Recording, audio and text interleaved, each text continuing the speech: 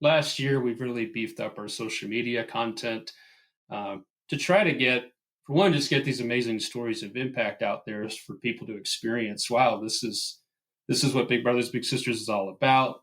This is why it's so critical for our youth to have these opportunities, but also making it clear that yes, we always need mentors, but there's also so many other ways that you can support this and be part of that journey.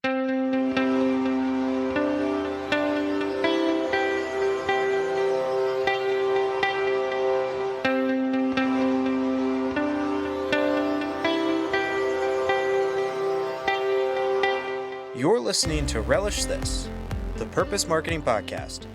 Here's your host, Stu Swineford. Hey everybody, Stu here. My guest today is Michael Fye, and he is the Director of Corporate Partnerships at Big Brothers Big Sisters of Colorado. We talked about a whole bunch of stuff. They're doing some great work over at Big Brothers Big Sisters. But one of the things that stood out is this idea of creating multiple avenues to engage and how well they've done that over at Big Brothers Big Sisters of Colorado. I really hope you enjoy the show. I had a great time talking with Mike. He's a great dude. Here we go. Hey, Mike, thank you for being on the show today. Hi, Stu. Thanks for having me today. Well, it's a real pleasure to have you on. You are working with Big Brothers Big Sisters, and as we kind of prepped for our call today, you mentioned that you've been around for 102 years.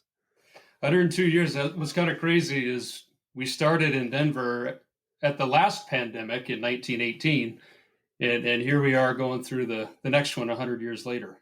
Wow, that's amazing. Well, the fact that you've been able to weather two of these so far is a merit, or that's certainly something to not scoff at. Yeah, it's been quite an adventure. A few things have changed since 1918, but the missions remain the same. I bet. What was the impetus for the founding of Big Brothers Big Sisters?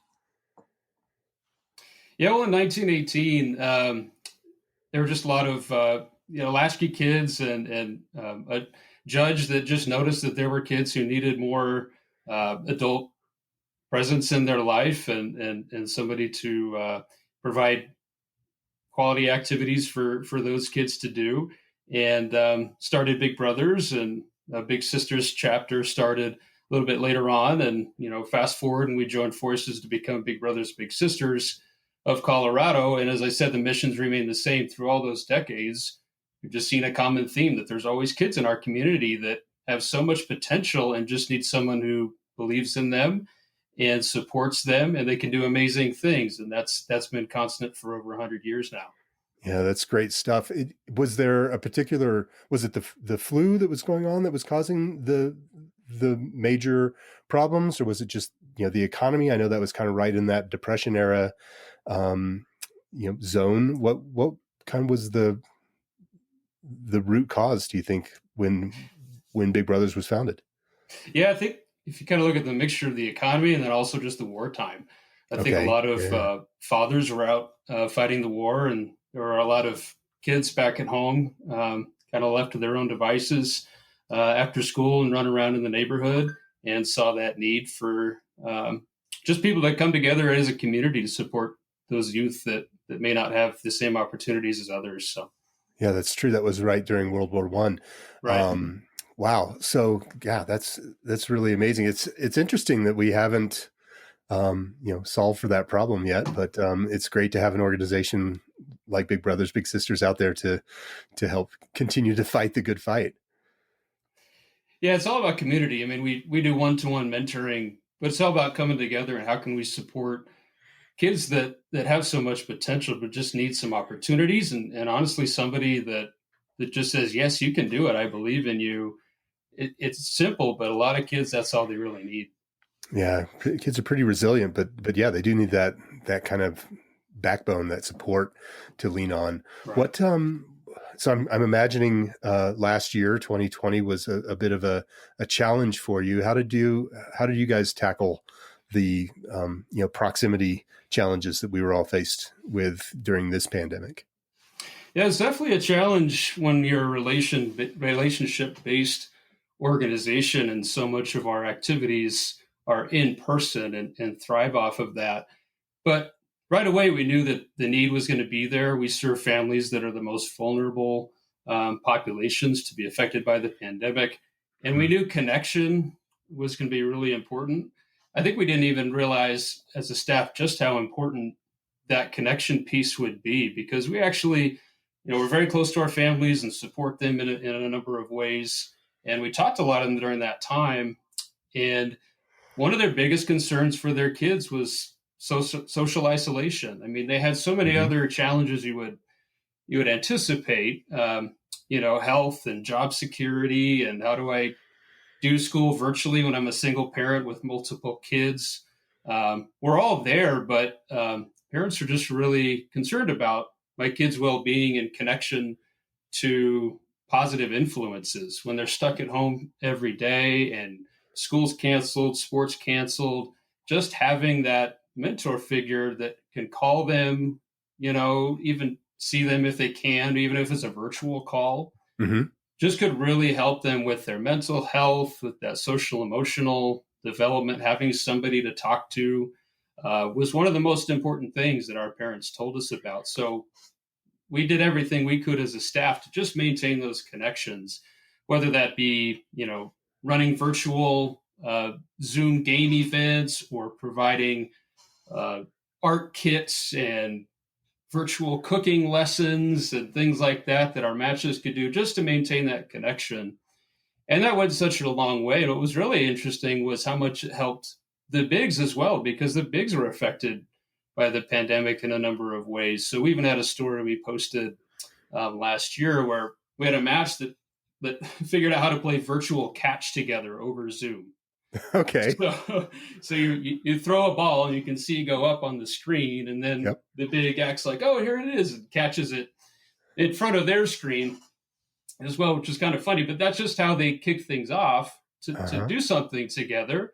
And it turns out, that led to just really quality conversations. And we even heard from the big that she had lost her job and she had concerns about the health of her parents. And she was just in a really stressful time. And her little sister, is a family with multiple kids. She's the oldest. So she was helping her mom out with a lot of things around the house, trying to do virtual school. So they're just both going through a lot of things. And those virtual calls were the highlight of their week and kind of kept them going together. And that's the beautiful thing about the mentoring relationships. Yes, there's great impacts for the kids, but the bigs get just as much out of it. And it's this wonderful relationship that they can share in together.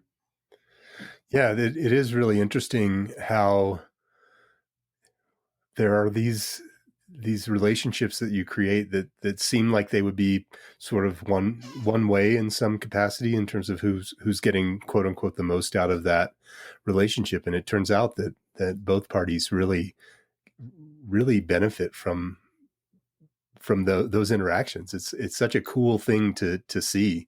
I know that I've been mentoring some people through Energize Colorado, and one of the things, and they're coming up on our 1-year anniversary of kicking off that program. And one of the things that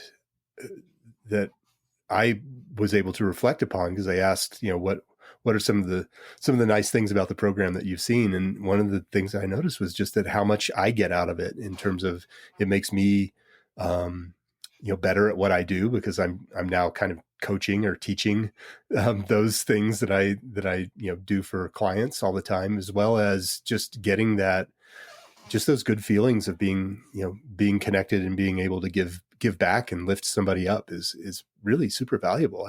I love that you guys are seeing that in your programs as well. Yeah, it's amazing the perspective you can gain when you get into a mentoring relationship like this. And I've been fortunate to see a lot of the relationships over the years. I've been here for 14 years now, so I've seen a lot of amazing relationships. And when you're bringing together two people from completely different backgrounds and cultural experiences who never would have met otherwise, and they can get into this multi-year relationship where they meet each other's families, they learn new cultures. You're in a different role as a mentor.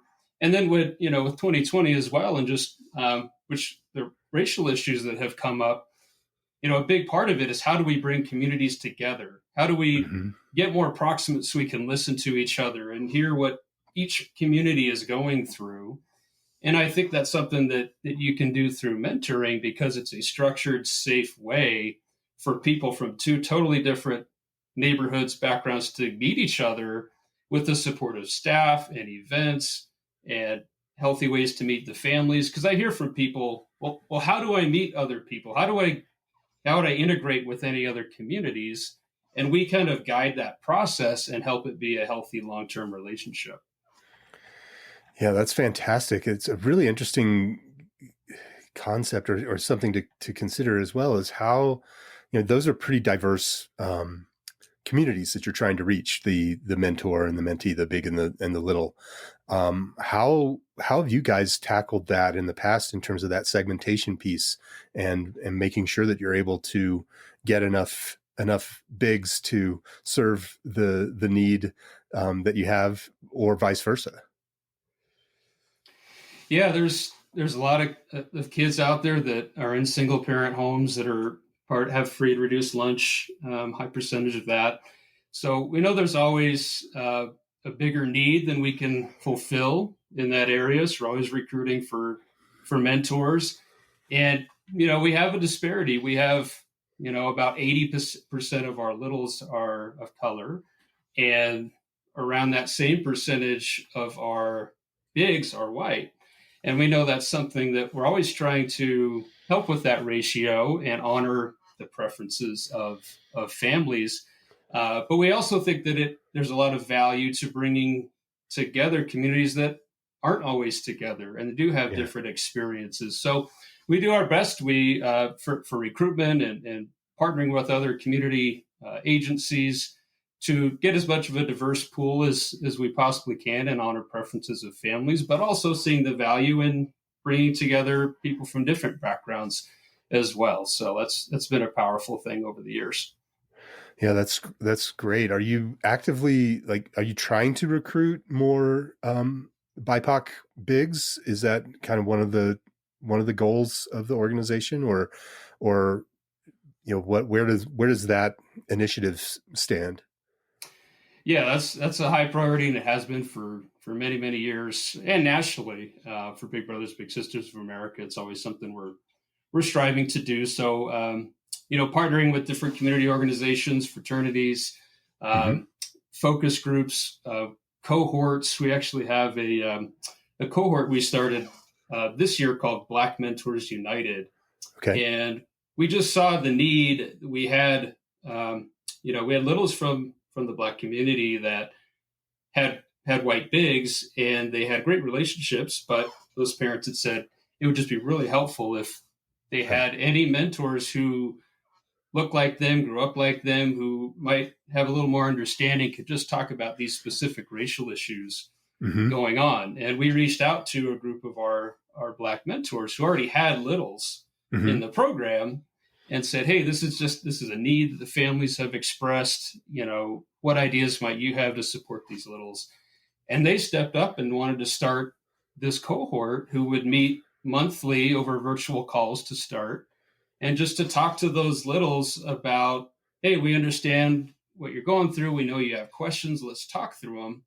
So here we have littles who have their own bigs already, and bigs who already have their own littles, but they both see that need. So we've been facilitating really amazing discussions around the racial issues that have been going on between these bigs and these littles in this cohort. And it's been really amazing to see. So we're trying to access what are those other groups or advisory groups within our own network that we can do to support these issues, on top of still striving to be more diverse and find a good ratio between mentors and littles. Yeah, that's actually a really cool way to kind of get almost a one-to-many approach, where you can bring a bunch of people together at once and get some good benefit out of those relationships that get built kind of within that group too. Yeah, what a fascinating challenge that you guys are up against.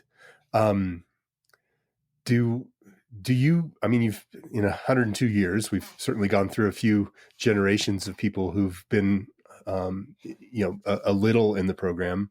Do you find that those individuals come back and become bigs at all, or what's that relationship like? Yeah, we have seen that over the years, and that's one of the coolest things that I've seen or hearing about when a little wants to come back and has just seen the value in mentoring and want to pay it forward. So we have had littles that have become bigs, and even multi-generational stories. And we have an alumni association now where we reach out and ask for former bigs and littles to stay involved and tell stories and kind of be part of this journey. I actually just last month, I run our social media accounts as well. And I had a gentleman reach out about his big brother who had just passed away. And he said they were matched for 57 years together. Oh, wow. And he said he grew up in Longmont, and they were featured in the Rocky Mountain News when he was a kid, and like built a boat together and did all these outdoor adventure activities and all these things that he introduced him to. And then they stayed lifelong friends. And he just talked about how much this big just changed my entire life and shaped who I am today. And they were close friends the rest of their entire adulthood, even playing senior league softball together. That's awesome. Before his big passed away. And it sounds like his big influenced a whole number of people and was a big presence in the community. But he was so proud and just wanted to thank his big for all that he did. So we did a feature on Thank Your Mentor Day with their story and some pictures from their matches. And we hear those stories a lot. And that's what we tell our bigs sometimes is when they're in the active relationships, they may not think, am I really making an impact? Am I seeing those outcomes quickly? And we say, you're planting seeds and the kids are going to remember this. They may not tell you right then when they're 10 years old in the first 6 months. Yep. But this is going to be so huge for their future and you might not even realize it. And then we hear stories, 20 years later of like, wow, I didn't tell my mentor at that time when I was a kid. Mm-hmm. But those 2 years were so huge for which path I went on. And this has resulted in me being successful. We do a new series called Igniting Potential Stories of Impact. And it's a virtual event. Once again, innovation born from the pandemic. Right. So how do we share these amazing stories of impact with our supporters without an in-person event? So we've created these Zoom meetings where we can invite donors and board members and current matches and share some of these amazing stories. So we kicked one off in December with one of our board of directors, Shane Portfolio, who was a former Little in our program and is now one of the top executives at Comcast and just has this incredible story. And he was able to share that with our donors, with our current matches, so our current kids could hear his story. And then we were able to even get his big, who's now in his 70s, on the call. So you had all those members together who normally would never be in the same room or same event. And it was free and amazing to get all those voices in one place. And that's where like, wow, that's an innovation that we should definitely keep and sharing those stories in this virtual space here. Yeah. I actually had a show that I recorded yesterday where we talked about some of the interesting benefits to being thrust into this challenge of virtual meetings all the time, and how just people's comfort level with it has grown to such an extent that it's enabled a lot of nonprofits and a lot of individuals to scale in terms of their reach. Where normally things would be very in-person, local, you can now bring people in from all over the world, really, to have those conversations and to be part of that community that normally would have to be in the same room or at least the same proximity to one another in order to interact. So it's pretty cool to see how people are adapting.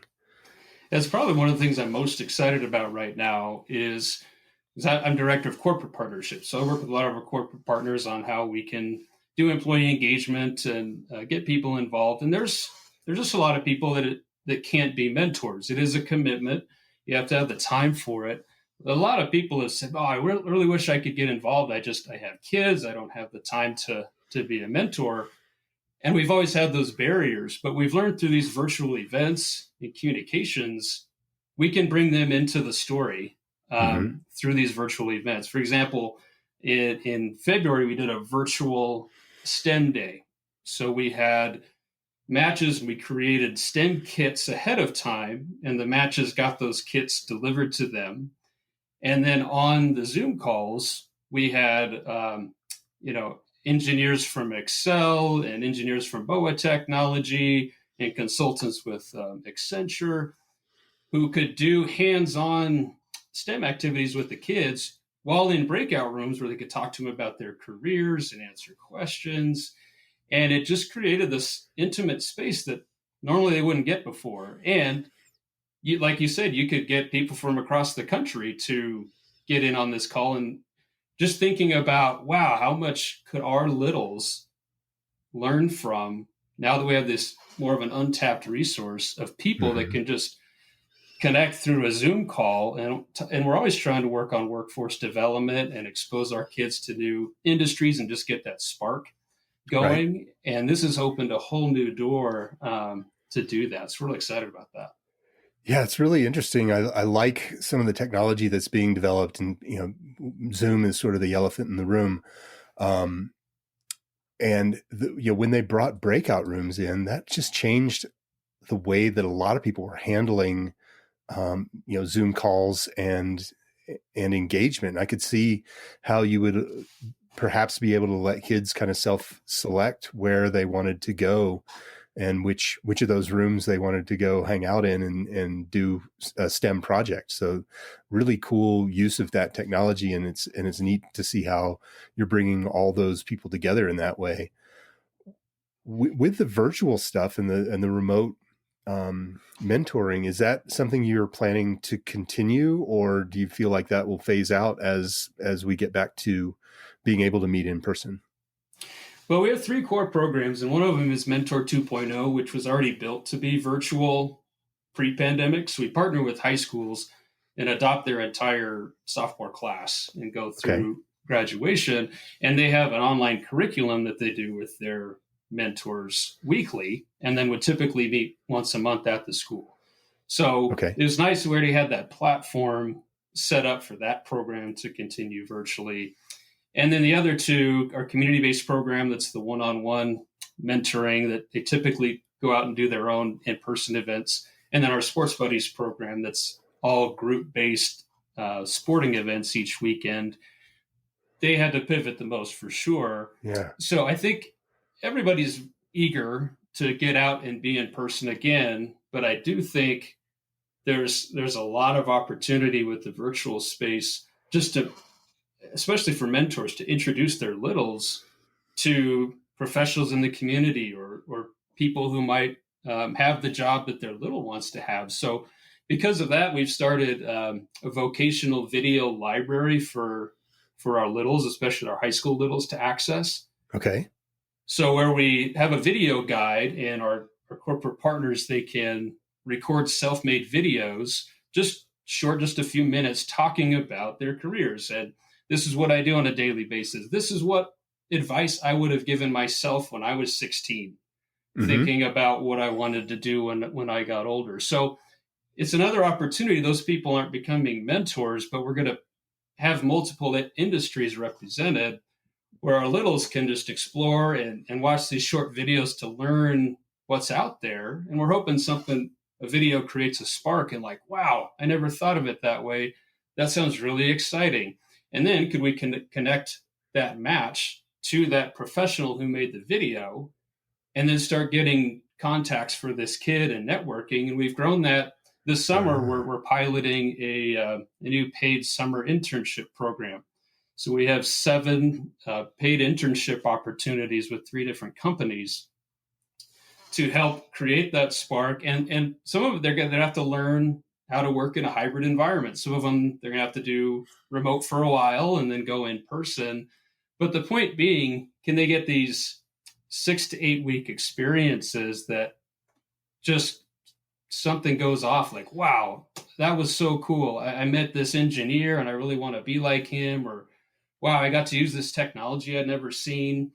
So then when they're done and they go to college or trade school, that will keep motivating them, and they've started to build a network.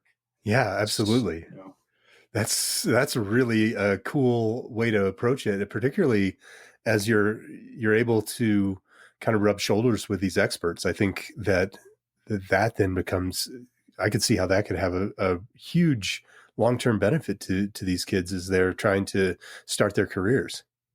yeah, and what's great about it is it's so beneficial for the littles, but also for the companies. Because I work with a lot of companies, and right now a lot of companies are trying to improve their diversity and their talent pipeline, and to address the gaps there in education and wealth and talent there. So they're trying to provide opportunities for the exact type of kids that we have graduating out of our programs. So it's just a natural connection that you have a lot of great, generous companies that want to provide these amazing experiences and have a lot of great just digital resources to teach kids about careers. And now we have kids graduating out of the program. We're in a tough spot because during a pandemic, it's, well, I don't want to go to college right now during a pandemic, but I need an opportunity. I need a job that pays. So an opportunity like this, they get the networking, the experience, and can get paid. The company can meet this whole new demographic and bring them into their community. And it's great for team morale and everything to have mentees that are eager to learn from them and to develop this pipeline within their own company. Yeah, that's amazing. I'm wrapping my brain around all of the ways that it could go. It sounds just like such a cool program. You said there were 7 paid positions that you're filling.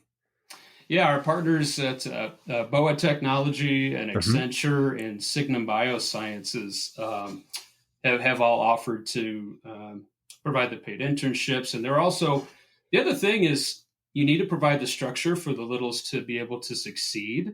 Yeah. Because, I spent a lot of years on the program side, and we have just amazing, resilient kids who would get to the finish line of graduation from high school. And a lot of them would qualify for scholarships, get into community college, different things. And that first year after graduation is really hard. It's hard for any of us that, that first year of college or first year in a different job. So not a lot of people in their family took that route or had been in college before. So when it got hard, a lot of them just bailed and didn't know how to ask for help, what resources were out there. And then they were kind of stuck and kind of got lost for a bit. So, our Mentor 2.0 program saw that need. So they added a 13th grade year to support, where the mentor continues to support that first year after high school. Okay. But the other thing with these internships and the videos and just making more of those connections is, our thought is, if right after high school they do an amazing experience at a company and that spark goes off again, like after 6 to 8 weeks, wow, I got to design a product. I got to learn all these cool technology skills. I met all these people. And then when they're in that first semester of community college or those vocational school, when it gets hard or boring or you don't have the resources, we're hoping they don't want to quit that time, because I want to do what I just learned about, or I met this awesome engineer and I want to be like him. So I'm going to push through some of this hard stuff. And now I have my mentor through Big Brothers Big Sisters, and a lot of the companies are going to be providing buddies at the workplace to help them be successful. So they'll have a mentor through their internship who can all kind of set those parameters of support to get them through the hard stuff to make it to the finish line and to get into their career. Yeah, that's fantastic stuff. I think that layering those contacts and providing them with all those resources and extending that big little relationship for that additional year has got to be just really powerful. I know the first year of college can really be tough for anyone, but I can't imagine how much more difficult it is for someone who, who feels like they're either the first person in their family or the first person in their community to kind of experience this, or that, that maybe they're the first person who's ever gone through this. And I know that in the business world, that's just a really powerful thing to know, is that you're not on an island, that, just knowing that someone has gone through the same thing before and has managed to make it out the other side is really helpful. Yeah, they just have a lot of pressures on them. If, we have, most of our kids are coming from single parent homes, and there could be multiple kids in the home. So there's that pressure of, I need to support my family also, and I might need to help with my siblings. So it can be hard to stay on that course and see the longer term view. So we're hoping by putting enough supports in that kid's life that they can handle those pressures and have somebody to talk through them with, and see that end goal instead of kind of what's right in front of them, and have that support to succeed. Because I tell you, the kids that come through are just incredible, and the potential they have is amazing. They just need that little extra layer of support. Yeah, for sure.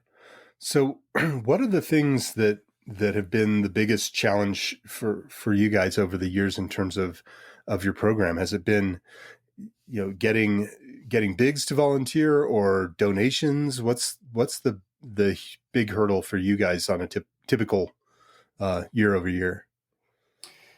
Yeah, I would say, pretty consistent is getting enough men to volunteer. So typically we have more boys that are seeking a male mentor, and we have a lot more women that will typically volunteer to be mentors.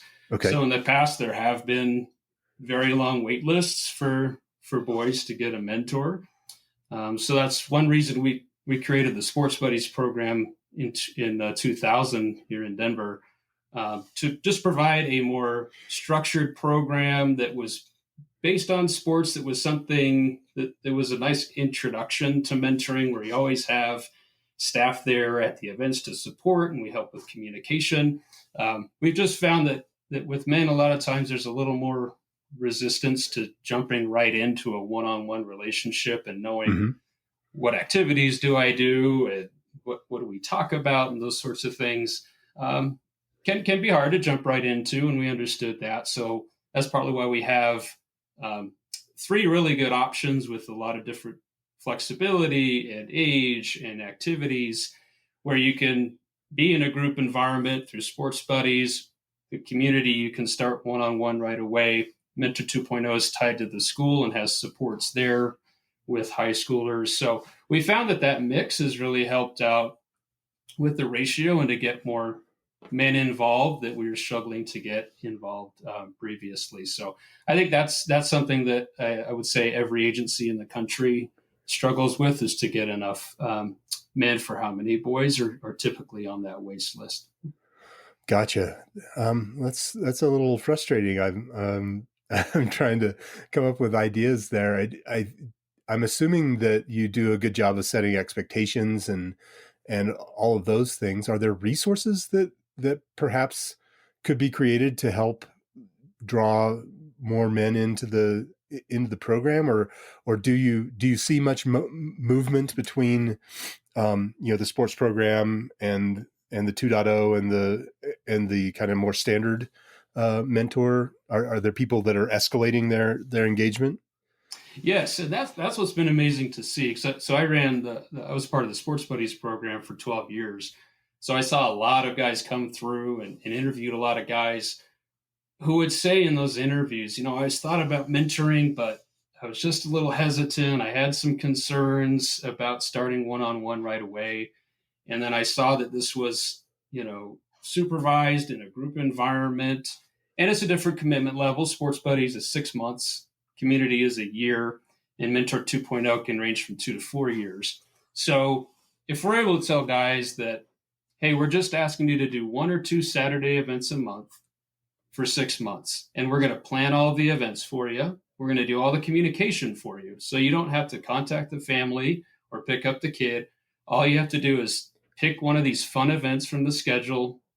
We'll do the confirmations, and you just show up. and have fun with the kid through sports. So whether that's, playing flag football at the park, going to a Rockies game, going for a hike, ski trips, all kinds of fun stuff.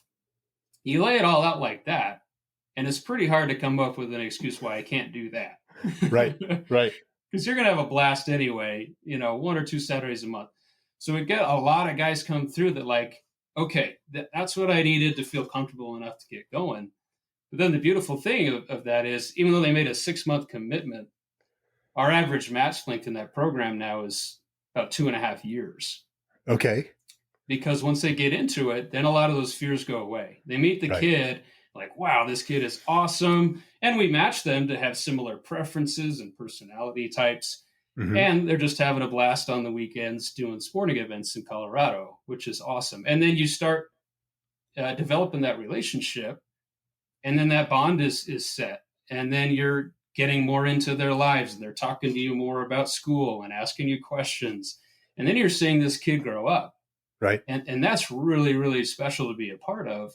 And then you don't want to stop. So hardly anyone stops at 6 months, and they keep going. And so we added what's called Sports Buddies Plus, where they could move into the one-on-one program when they're ready. So they've formed this bond in the group space, and then they've gotten along well enough that, like, well, I'd love to go to his football game. I'd love for the two of us to go hiking together or work on school more. So now I'm ready to do one-on-one. So we had a big who won our Big of the Year and was nominated for National Big of the Year some years ago. And he spoke at an event, and he was matched for 10 years total with his little. His little's now 23. Okay. And I had their match for several years. And I mean, I'm convinced that this big saved this kid's life. I mean, he had a lot of anger issues, and bounced around from juvenile centers to foster care, and just a lot of tough things he went through, and he and his mom together. And that big, over those 10 years, he was the glue that kept that family together and kept that kid on track. He did community service with him. He would go to court with him. He would visit him at the juvenile centers.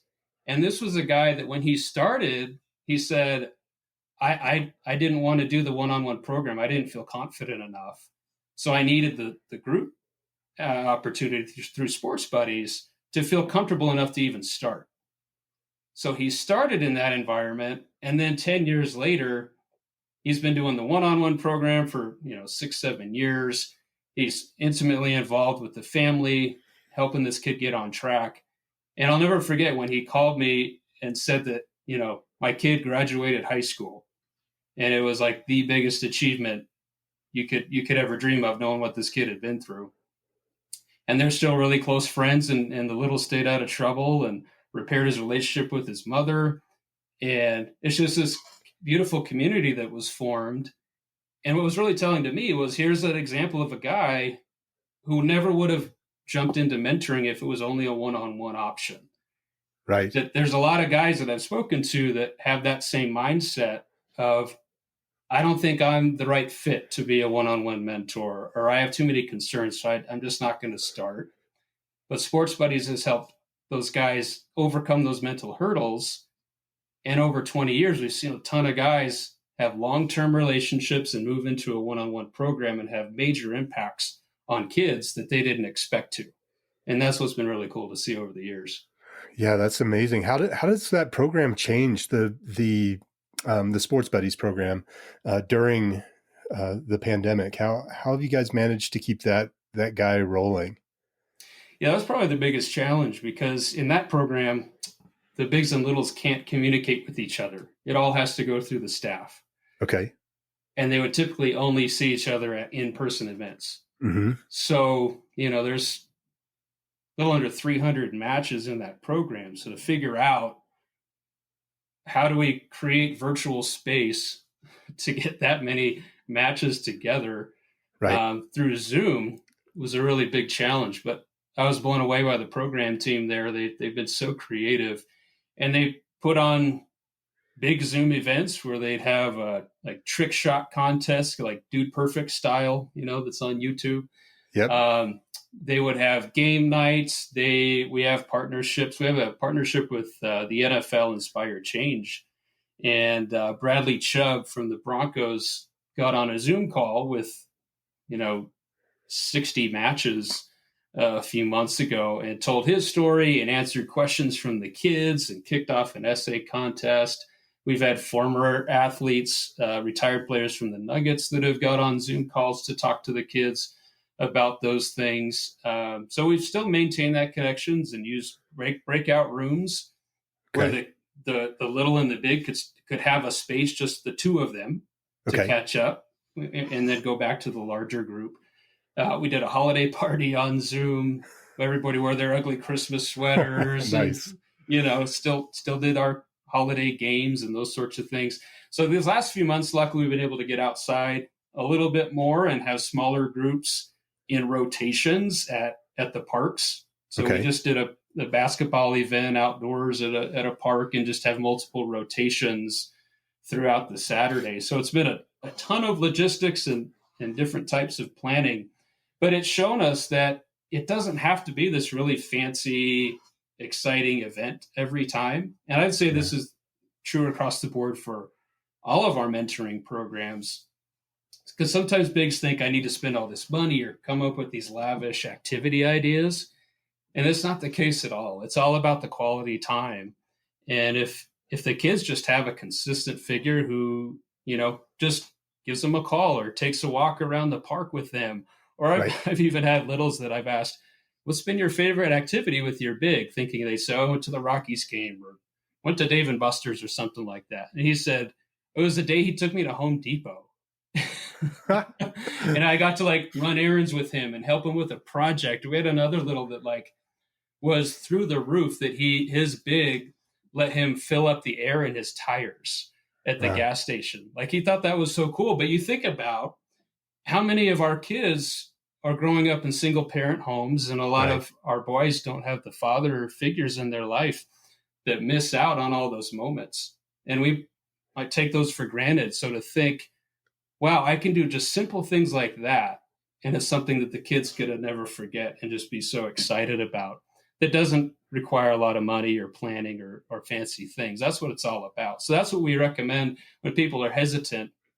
Say, well, I don't know if I have the time and if I can plan all these things. And just live your normal life. You just have this really cool kid who's your new friend that can do life with you. Right. So it can fit in, and you find a nice rhythm to do that, and you're going to get just as much out of it as the kid. Yeah, that's just fantastic.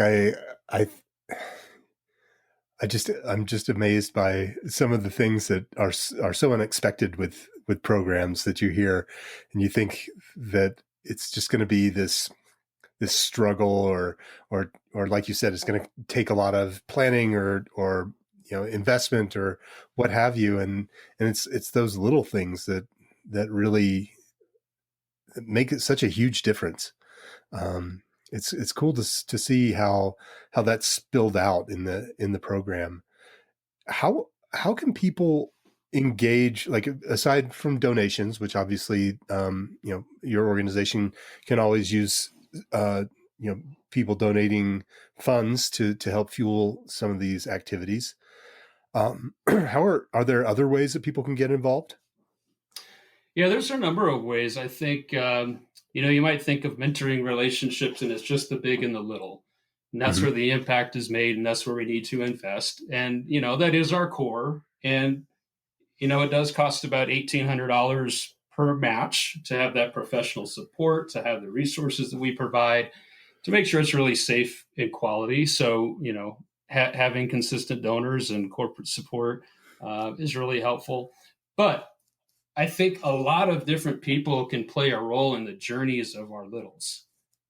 If they just have those certain opportunities at different parts of their life, that can just help getting them to that finish line to reach those goals that they have. So I think this kind of Zoom virtual innovation time has revealed a lot of that, where how could you step in and help that kid get to the next level or open that next door that he needs? Because our kids face a lot of barriers, and may not have the same opportunities that a lot of other kids may have. So, maybe you work for a company that could provide some workforce development tools. Could your employees share some videos that might open a door or spark something for that kid to follow that path? Could your company, provide an internship for a little who needs an opportunity after they graduate from high school? And also, we have so many events and activities we're trying to do for the kids.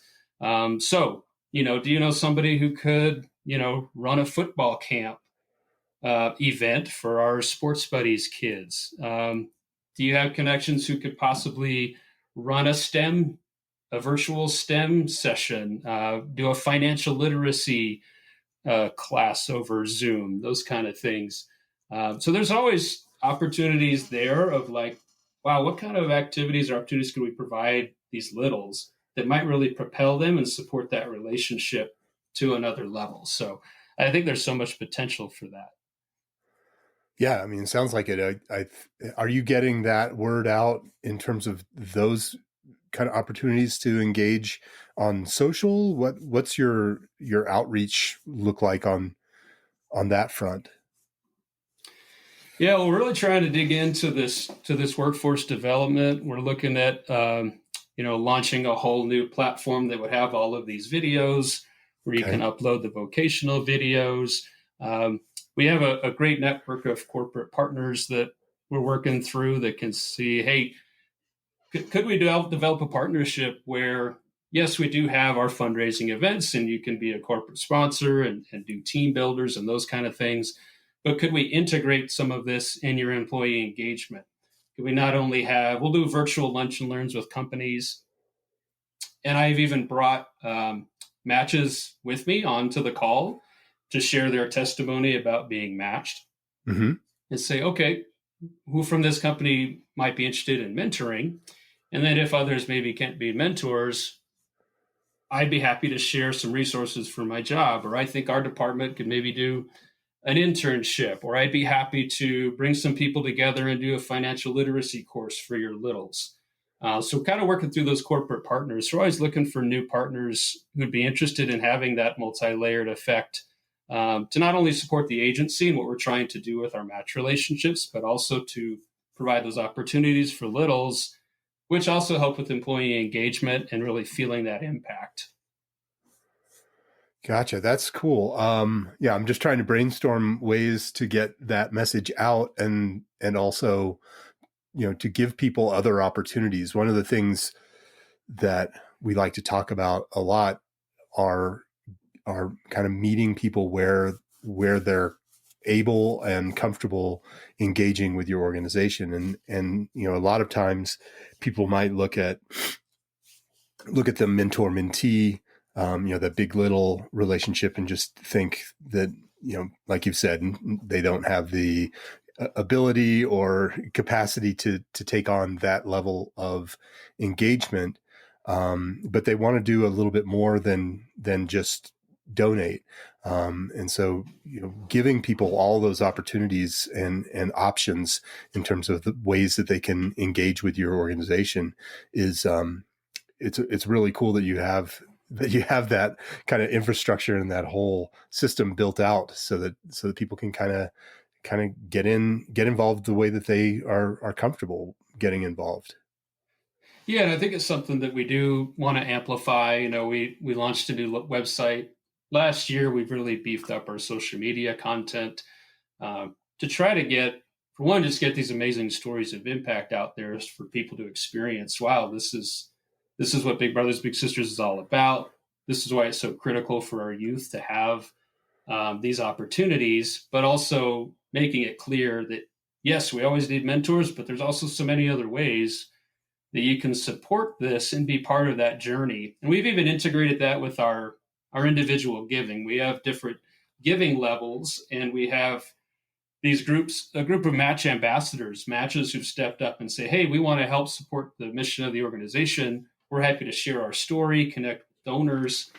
And they actually write letters, like quarterly newsletters, to donors talking about what's going on with our match. These are things that I've seen develop in my little, and then sending those to the donor, also providing content for social media, video, joining us on corporate lunch and learn calls.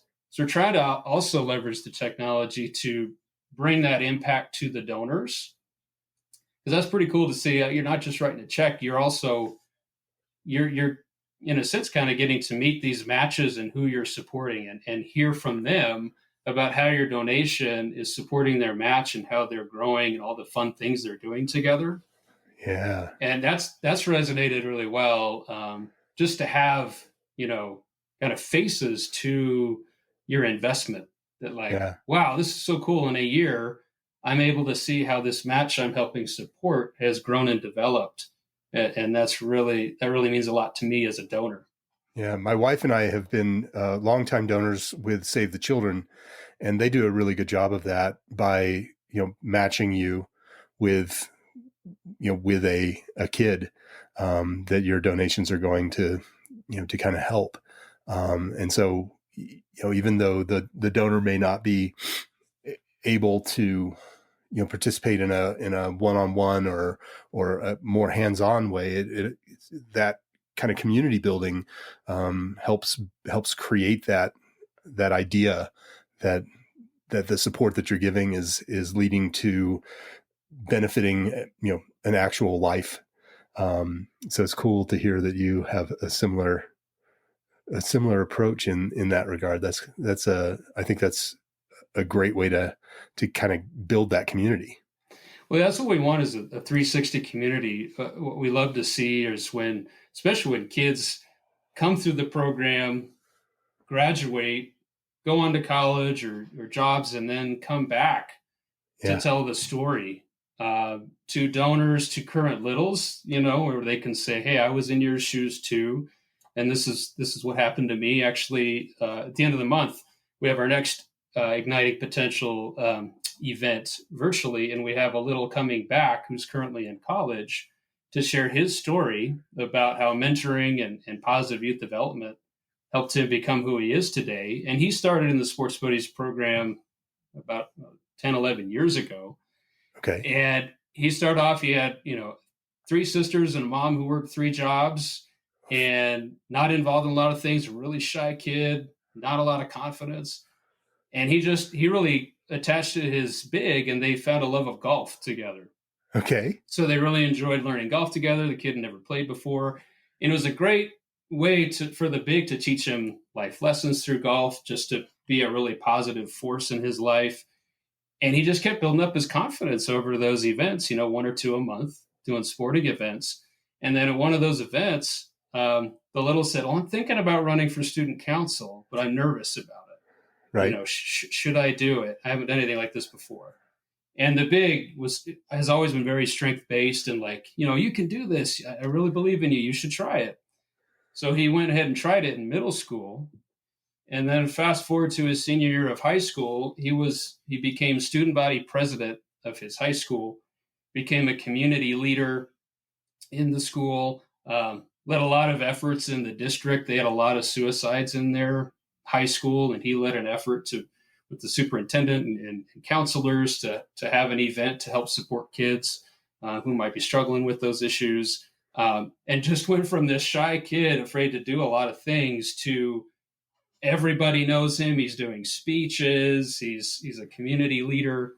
And then he got a scholarship to college, and he's doing great things. And now he wants to come back and share his story to try to encourage donors and other littles to support mentoring it and see what's possible if you just have somebody consistent in your life saying, yeah, you can do it. I'm here for you. I'm going to support you. And look at what can happen. So it's great we have him back and connect with these alumni littles. That's probably the most powerful thing, I would say, for donors, to see that, wow, this really works. Look at the journey this kid's had. I want to be a part of that. Yeah, I think one of the things I was going to ask is about kind of peer-to-peer fundraising and or peer-to-peer engagement with, getting bigs to bring more bigs into the fold. And yeah, it's so cool to hear how much growth can be created for these kids, and and then for the bigs as well, through your program. It's just it's fascinating. I'm sure you have just thousands of great stories to share. Yeah, that's what's kept me here. These 14 years is just seeing hundreds of relationships over the years and seeing just how amazing the kids are and what they can accomplish, but then also how it changes those bigs too. Um, like John, who I mentioned earlier, that was matched for 10 years. There were some times where he didn't know if he could do this. Am I really making an impact? This kid is struggling in every area. Mm-hmm. Um, but he had said, his wife encouraged him to just stick with it. And, this takes time, keep going.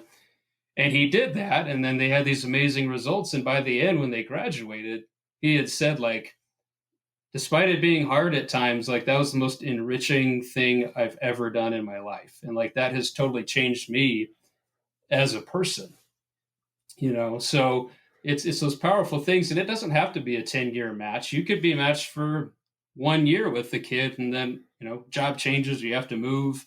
Mm-hmm. But if you've just planted that seed with the kid, you've instilled in them that I am special. There is somebody who cares about me. I do have potential. I'm going to keep trying, right? And that can lead to great things. So we have these amazing, 10-year matches or 30-year matches, or I was in my big's wedding and all those, which are wonderful. But Right. you could also have an amazing impact even in 6 months or a year with the littles as well. So. That's just great. How can people find out more about your program here in Colorado? Yeah, like I mentioned, we launched a new website last year, biglittlecolorado.org, and we have match videos, multiple match videos, so you can see what a match is all about from the different programs. Also have information on all the 3 core programs where you can volunteer. We also have pages, if you want to become a corporate partner, an individual donor, if you'd like to support this workforce development that we're trying to expand, would be a great way. And then also on social media, we've got plenty of great content to check out there as well. Well, that's great. I really had a good time talking with you today about your program and hearing more about how you guys have managed to stick around for 102 years. I think that's just fantastic. And I really appreciate you being on the show. And I love conversations. I love having these talks with people in the nonprofit space, but I also really want to try to foster action after our discussion. And so if there was anything that you could have people do after listening to the show today, to make someone's life better or bring some happiness to the world, what would you have them do? Yeah, well, as I mentioned before, it's a community effort. We all need to step out to support our youth. They need it now more than ever. It's a critical time for the youth that we serve to be supported. So, we'll always say, if it's a good time for you to mentor, to step up and volunteer in that way, or to think about who in your network might be in a good place to mentor, and to just help them with the conversation that it's not as scary as you might think, or that you have to be this perfect person or have the right answers or have the perfect schedule. None of our mentors have that. You can be an amazing mentor despite a lot of those concerns. So just to think about that. And then, if I can't be a mentor, how else could I contribute to what they're doing at Big Brothers Big Sisters?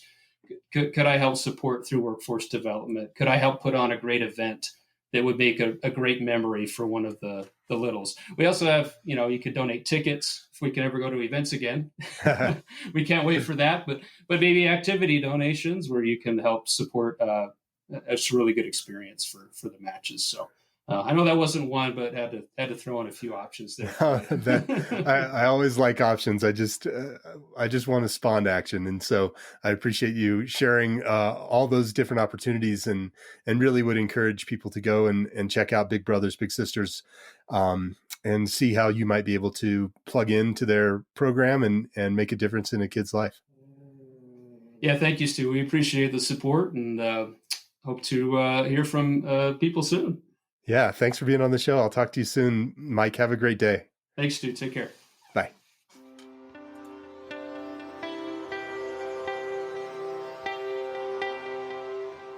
All right, there you have it. Another great episode of Relish This. Thanks for listening. If you would like to learn more about how to apply the audience engagement cycle to expand your organization's mission, there are two things you can do. Right now, you can go to missionuncomfortablebook.com to download a copy of my book.